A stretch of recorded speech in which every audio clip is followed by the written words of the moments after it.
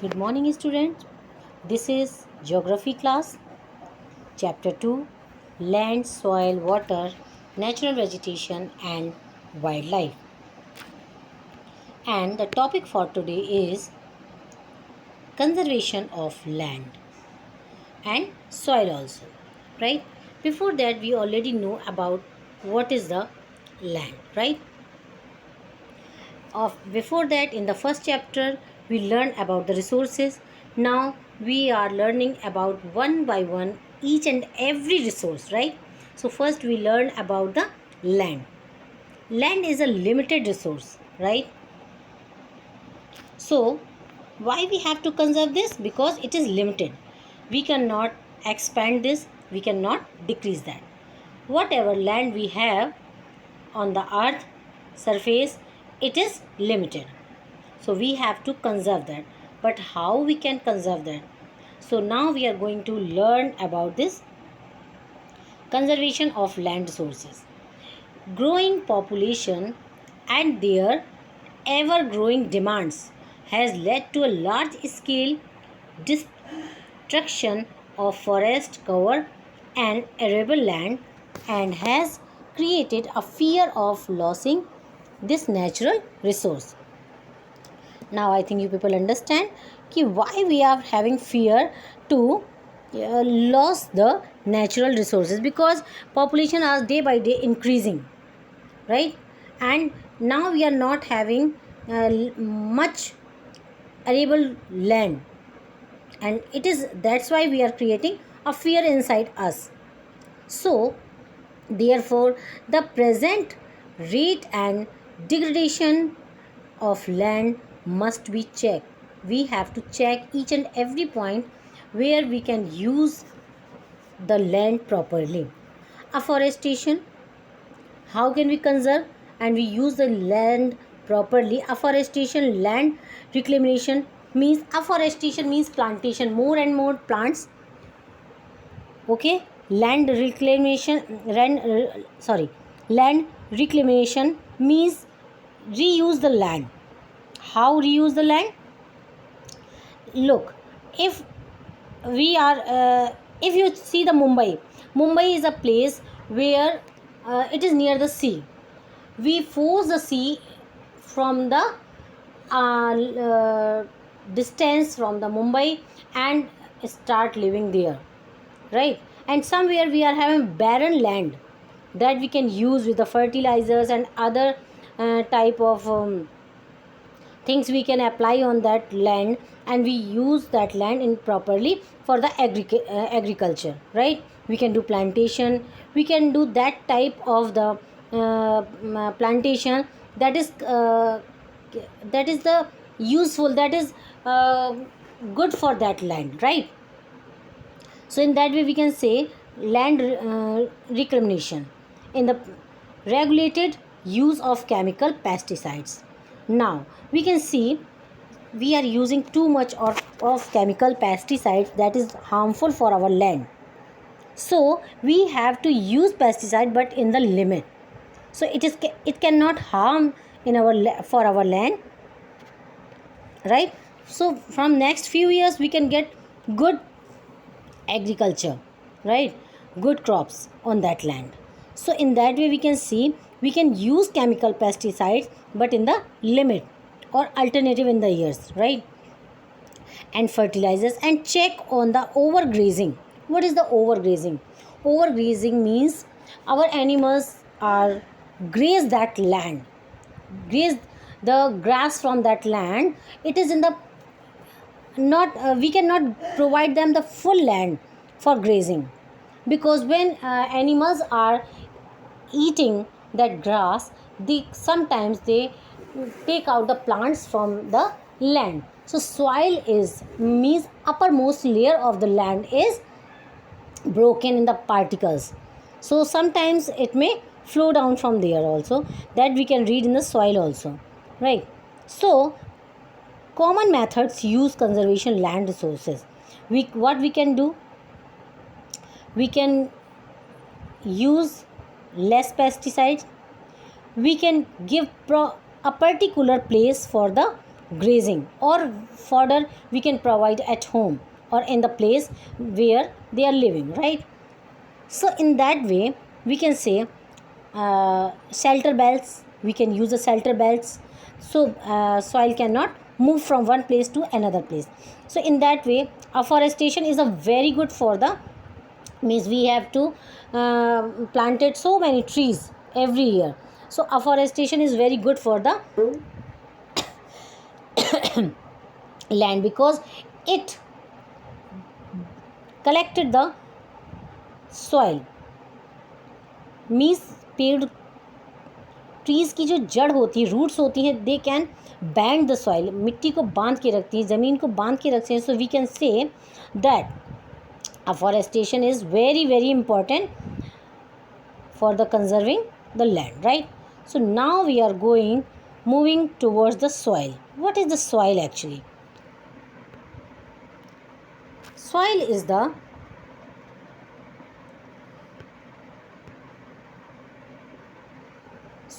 a thin layer of greeny substance covering the surface of the earth is called soil. So we can say the subdivision of land means everywhere where we are living, where we stand, whatever we are doing, that is called land. But uppermost layer, on that we can do the agriculture, we can plant the trees, that is called soil. So we can say subdivision of the land is called soil. It is closely linked to the land, right? Land forms determines the type of soil. Soil is made up of organic matter. Organic matter means what is the flora and fauna mixed with the soil or mixed with the land, that is make the organic matter. Leaves, right? Whatever the leaves and the every organic things, peels of the fruits, vegetables, each and everything that is organic, that is called organic matter. Minerals, whatever the in that area we can get the minerals from that area, that is also mixed with the soil. And the weathered rocks found on the earth.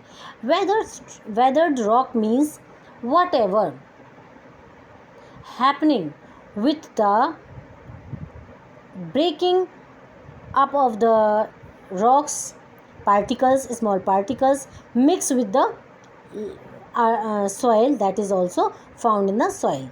This happens through the process of weathering. Now, what is the weathering?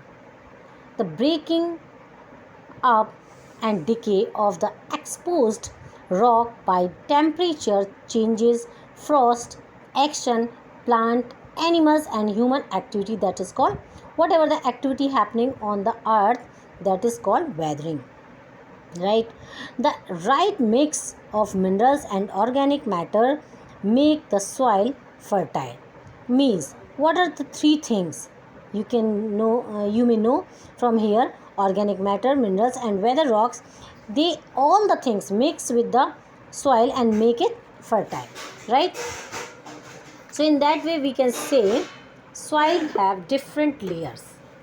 Whenever you see the digging of the land, you may got so many layers are there in that way. So if you see different type of colors in under the land, why it is different, you can say here different types of land. Now the bottom you can see parent rock, means as you people are getting the qualities, getting the characteristics from your parents, that is same thing in that land. From the last layer of that is parent rock. It may be big stones, marbles, so many things are under that. And before on that we can get weathered rock material, that we know after the flood or after the rain or after the storm, so many small particles are collected under the earth, that is called weathered rock material. Okay, now on that we can get subsoil with sand, silt and clay. This is the mixture of each and everything, and this is the soil that also good for the agriculture. Top soil with humus and the vegetation. This is the most uppermost layer of the soil, and it is only having the humus and the fertilizers in that. So in that way we can say the uppermost layer is most important layer of the soil. In that only we can grow our crops, right? So now I think you people understand there are 4 layers of the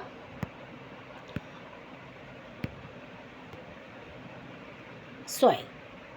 So this is the soil profile. It takes hundreds of years to make just a centimeter of soil. You have to understand that to making the soil we have to wait for many years. This is not a short term process that we can make the soil within a minutes or within the years. No, it may take hundreds of years, right? Now we are going to learn about the factors of soil formation. What are the factors? How we can say that this is the soil formation. The major factor of soil formation are the nature and the parent rock, right? Though we can say so many things are included in the soil formation, but some important things, some few things are very important for that, right? Parent rock. So what is the parent rock actually? Determines color. Parent rock is having color, chemical properties, mineral content or permeability, means the consistency of water, how much water a soil can absorb or not absorb, that is called permeability. Permeability. Okay, so in this way we can say that is parent rock. After the parent rock we can say that this is the color of that particular area. If you can see that area, some areas we can get only red color of soil, in some areas we can get only black color of soil, some are brown color of soil. So it is depend of the parent rock of that particular area. Now second thing is climate. Climate is another factor that is important for the soil formation, like temperature of that place, rainfalls influences, rate of weathering and humus formation. Means what is the temperature of that particular area? Somewhere you can see in the equator, near the equator and southern part of the, that is very heated, hot temperature, and the southern part it is hot and northern part it is good temperature, average or moderate temperature. So temperature is important for the soil formation. Second thing, rainfall, rate of weathering, humus formation. Humus means how many leaves are in that soil, how many barks are there in that soil, right? It means flora and fauna also. Organism, microorganisms are there, how many are there. So everything having the contribute to making the soil, right? The topography is also very important, means the height, that we call relief also, relief, altitude and slope determine accumulation of soil. Relief means height of the land, right? It is mountainous, it is plateau or it is plain. That relief is also very important for the soil formation. If it is slopy, then soil will slowly fall down in the footland, right? If you can see the mountainous area, if it is very much rocky area, soil after the rainfall, soil flow down from there and collected in the footer area, right? So it is also important. Now the next thing is flora and fauna. Flora and fauna and microorganisms affected the rate of humus formation.